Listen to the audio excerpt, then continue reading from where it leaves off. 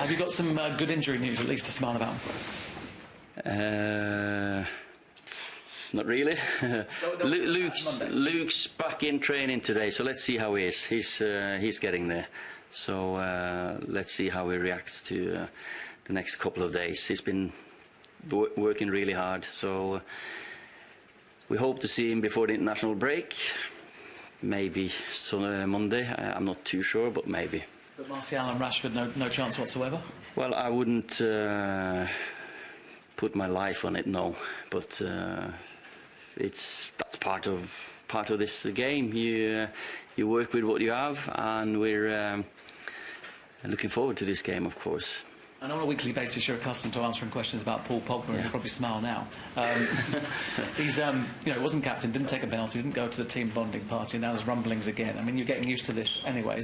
What's the situation with... The situation is he finished the game, 90 minutes, fantastic, but he got a knock to his ankle, which is very swollen, so it was better for him not to go there with the team, and he's in a race, I would guess, for Monday. So there's a doubt over him playing as well? Yeah, but that's just the way it is. As usual, you've been the subject of intense scrutiny this week. You play a side on Monday whose form really is no better than yours. They're a big club, but Emery doesn't seem to get the same kind of scrutiny. Does that emphasise the size of this club, or how do you feel about that? I don't worry about what the press writes about other teams. I don't worry about what the press writes about me or Man United, really, because we are focused on what we have to do, and that's to keep improving. And reading the papers, or that doesn't really change my view. Of course, I see once in a while, and sometimes my kids are asking what's this about and all that. But that's part and parcel of this club, and it's always been the same. When I was a player, it was always Man United. You do have the headlines, and which is a great position to be in. We wouldn't want to be anywhere else. We wouldn't want to scramble the newspapers to see if there's written anything about us, because that's our rightful place. In terms of the bumps in the road that you keep talking about, good days and bad days, you know the expectation around this football club. Do you think that there is an acceptance that these bumps in the road will be dealt with, because each low brings more pressure, more scrutiny, more criticism? I never said it was going to be easy this season. I've said it many a time, especially with you, Jamie. It's going to be ups and downs and highs and lows.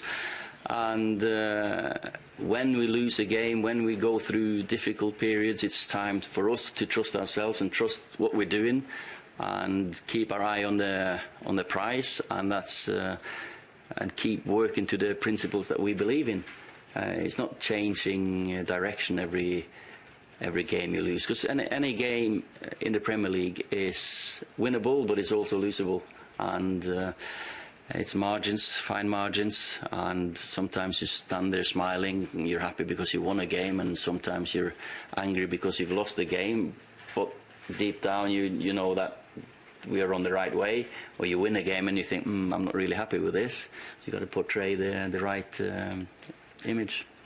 Ollie, how do you sense the supporters are feeling? Because from what you're saying there, and bumps in the road and all the rest of it, when you're around and talking to people, what sense do you get from fans? Very, very positive, and we can see what you're doing. Keep going. Of course, it's easier to be positive when you meet someone face to face. It's easier to hide behind some social media when you're negative.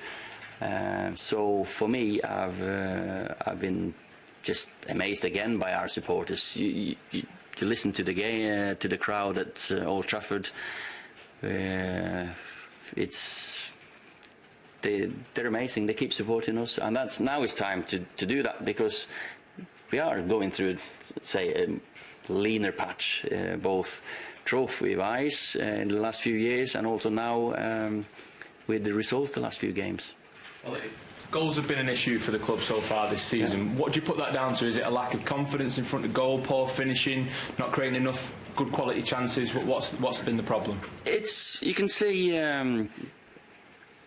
see how much, or I think you can see how much we've improved defensively, because that's where we put the big money in with Aaron and Harry, and I think we're looking very solid. We don't concede many chances. Yeah, we've conceded probably too many goals compared to how many chances we've conceded. Then the other way, going forward, that's where we've struggled with injuries. Created Paul, Anthony, Marcus. We've had some bad luck in that respect. It's about building relationships. That doesn't help when you lose players, because these boys, they need to get the patterns of play and work with it all the time and get used to that. If you're half a second earlier in your movement, it's so much easier. And sometimes it's finishing could have been better. It's frustrating when you got massive chances and you don't take them. But that's also down to some outstanding keepers out there.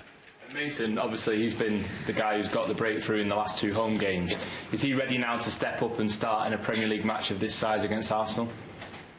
Well, it might be, because he's proven when he's been on the pitch in these the last 2 games when he started, Astana and Rochdale. He's our when you get him in the box, he's dangerous. What's pleased me about him as well in the period that we're in, that he doesn't turn down chances to finish. And when you're not 18 yet and you keep trusting yourself, he gets the chances. So I'm not worried about him at all. But as you say, we've managed him. We can't just throw him in the deep end all the time. So he's proved in those games he's ready for it. Now Premier League, I'll have the weekend to think about it. Okay, last question. Ole, as mentioned, there is obviously a lot of talk about Manchester United in press and among pundits, but in your own words, how would you describe your team the way it looks right now? In my own words. Not Norwegian, But that was for me. It's a team improving. It's evolving. I think it's a young team. The culture is there. I see them every single day in training, and we don't have any issues with attitude or work rate, desire. Now is, can we trust ourselves? Can we find that composure? You can see against Astana, Rochdale, like the boys, they want to impress, they want to do well, and maybe they rush to finish at times. So it's getting there. So that was the first section of Ollie's pre-match press conference. A reminder, you can see it in full at 10:30 on Sunday evening here on MUTV. For now, though, Andy Ritchie is alongside me, and we've got to start, Stitch, with the injury news, because it's not good again, is it? Pogba, a knock on his ankle, he's a doubt. Rashford and Martial, Ollie said he would be surprised if either of them were fit. Yeah. Luke Shaw is working his way back, but headline, I guess, Paul Pogba again might be missing. Yeah, I mean, I'm disappointed that Anthony isn't there or thereabouts. He might be, you don't know, do you? He might be keeping that close to his chest because he's been injured for a while, and you would have expected that he might be getting close. Didn't expect Marcus to be anywhere near, and I wasn't aware that you know, Paul had got this knock on his ankle that was so bad. So hopefully, you know, they can get a few painkillers down him and get the old cold compress on it and nurse it back to health, because we need him in a game of this stature. Yeah, we certainly do. It's good to see him back on the pitch against Rochdale. And that midfield seems a lot more balanced with him in it, doesn't it? And there's certainly more goals and creativity if we can get a fit Paul Pogba. Yeah, well, I think Arsenal. he needed the game time, didn't he? I'm not so sure that he was running at 100%, because obviously you don't want to get injured, and he's got injured. Yeah.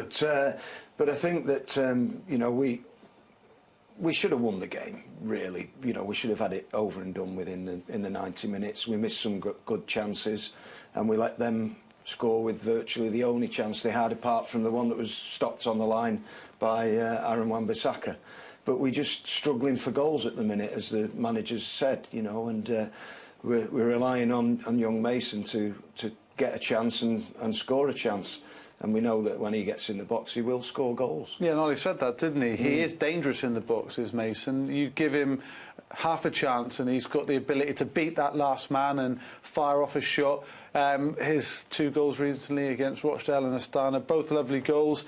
So if he was to start against Arsenal, you wouldn't be too unhappy with that, would you? Because he is a goal threat. Well, I think if Martial and Rashford are both injured, I think he has to. Yeah. I don't see any other option for him. I know that he's young, and but I was playing at 17, and I had to play games because that was what you had to do. And we've always said, if you're good enough, you're old enough, and he's got to play. He's our major threat in front of goal, and I think that against an Arsenal team that, as one of the press guys said, they're not particularly hitting the heights that they want to hit at the moment. Yeah.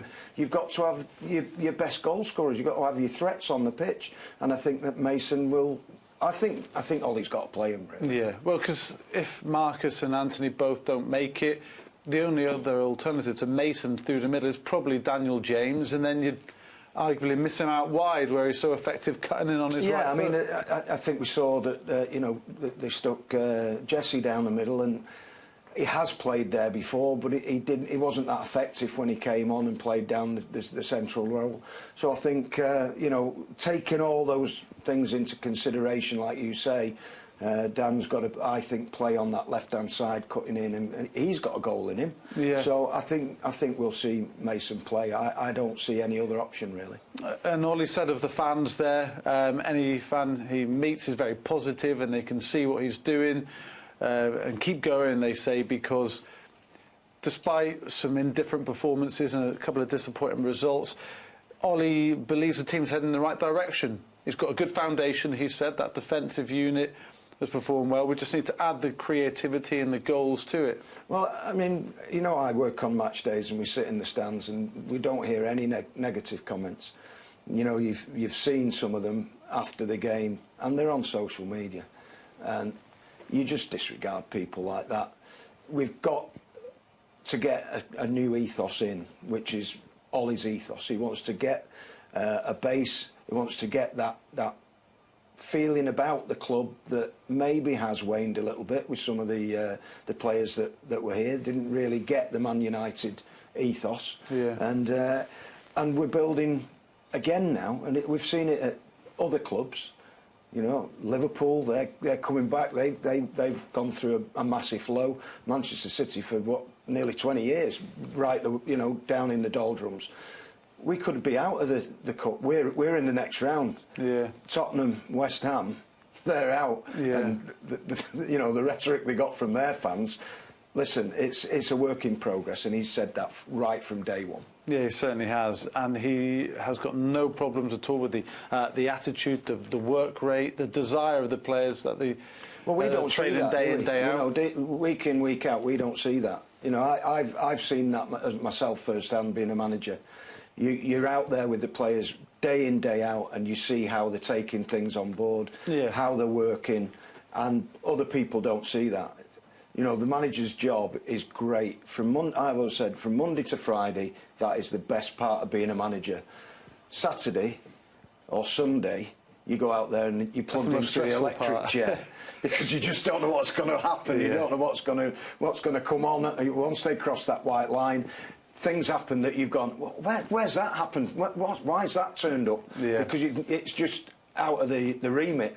So it's just one of those things. We've got to get on with it. We've got to take him as he's saying, and he's being very honest about. We've got to rebuild this club, and we've got to rebuild it from the bottom up. But we get it, don't we? As fans ourselves, it's so disappointing when we lose a game. After West Ham, we were all proper down and thinking, it's going to be a tough season. This, you go and beat Arsenal, hopefully.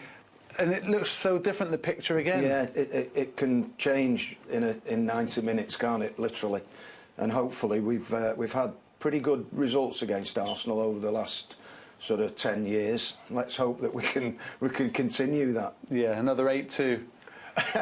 I'm not sure that'll be on the cards because we are, I would say, struggling for goals a little bit. 8 goals in one game. I'd take for a scrappy 1-0 will do me. Defo.